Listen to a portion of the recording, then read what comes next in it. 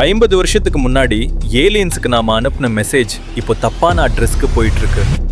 கரெக்டா குறிப்பாத்து அனுப்பின சிக்னல் எப்படி தப்பான அட்ரஸ்க்கு போகும்னு யோசிக்கிறீங்களா? அங்கதான் ஒரு பெரிய ட்விஸ்ட் இருக்கு.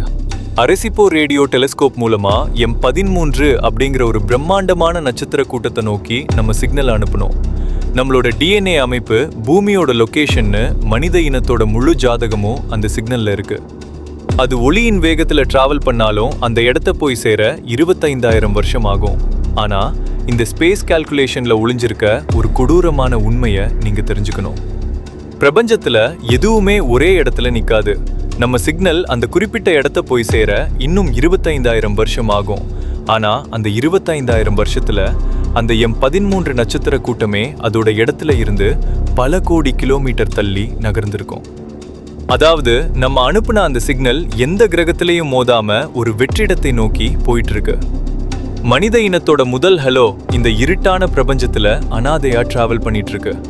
ஒருவேளை எதிர்பாராத விதமா வழியில யாராவது அதை கேட்டா